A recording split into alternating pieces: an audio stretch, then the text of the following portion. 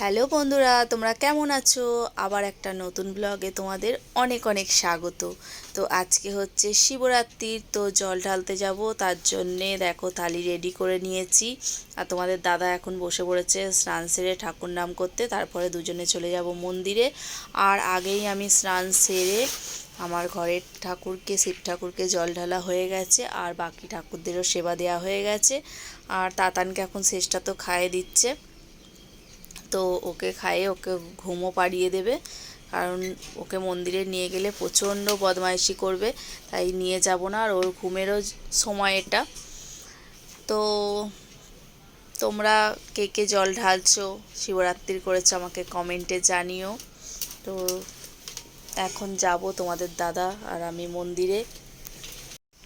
ছোটোবেলা থেকেই খুব ইচ্ছে ছিল শিবরাত্রি করব, কিন্তু তখন মা বাপি কেউ করতে দিত না। অনেককেই দেখতাম আমার বয়সী সবাই শিবরাত্রি করে, আমারও খুব ভালো লাগতো, কিন্তু যেহেতু করতে পারিনি তাই আর করাও হয়নি। এই বিয়ের পর এসেই শিবরাত্রি তুলেছি, তোমাদের দাদা আর আমি দুজনেই করি। তো চলো, এখন দেখো মন্দিরেও চলে এসেছি, তোমাদের দাদা বসে পড়েছে জল ঢালতে। তো আমরা দুজনে একসাথেই জল ঢেলে নেব। তো আমিও বসে আছি ওর পাশে। তো পাড়ার অনেকেই দেখো বসে রয়েছে, সব দাদারা দিদিরা সবাই বসে আছে। তো এখন মা জল ঢেলে নিচ্ছে। সকলের জল ঢালা হয়ে গেলে তারপর ঠাকুরমশাই পুষ্পাঞ্জলি দেওয়া হবে। ওই যে আমাদের ছোট্ট ঠাকুরমশাই বসে আছে চেয়ারে। ও আমাদের মন্দিরটা খুবই ছোট, তাই একজনের বেশি দুজন বসা যায় না, তাই ঠাকুরমশাইকে বাইরেই বসতে হয়েছে। অনেকেই তোমরা রাতে জল ঢালবে, কিন্তু আমাদের এখানে ঠাকুরমশাই দিনে এসছে। চতুর্দশী যেহেতু পড়ে গেছে, ঠাকুরমশাই চলে এসছে, তাই আমরা দিনের বেলা দুপুরেই জল ঢালবো। আগে যখন ছোটোবেলায় শিবরাত্রি করব বায়না করতাম, তখন মা বলতো করতে পারবি না, সারা রাত জেগে থাকতে হয়, পা ছড়াতে নেই, তারপর ঘুমাতে নেই, কত কিছু মা বলতো, ভয় দেখাতো। আর আজকে শেষটারও একটু একটু ইচ্ছা ছিল, শেষটাকেও ওইভাবেই বললাম।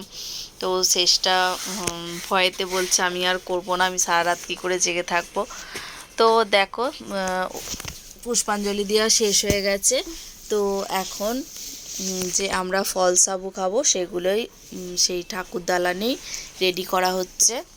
তো দেখো সবাই ফল কাটছে।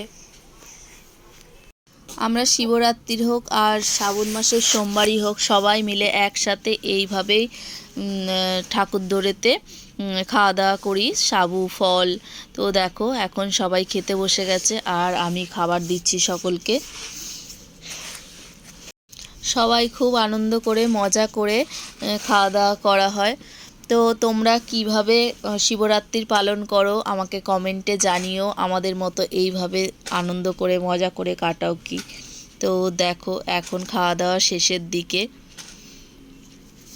তো চলো ভিডিওটা আজকে এখানেই শেষ করছি। কিভাবে আমরা শিবরাত্রি পালন করি সেটাই তোমাদের সাথে শেয়ার করলাম। তো টাটা, বাই বাই, আবার আসছে নেক্সট ভিডিও।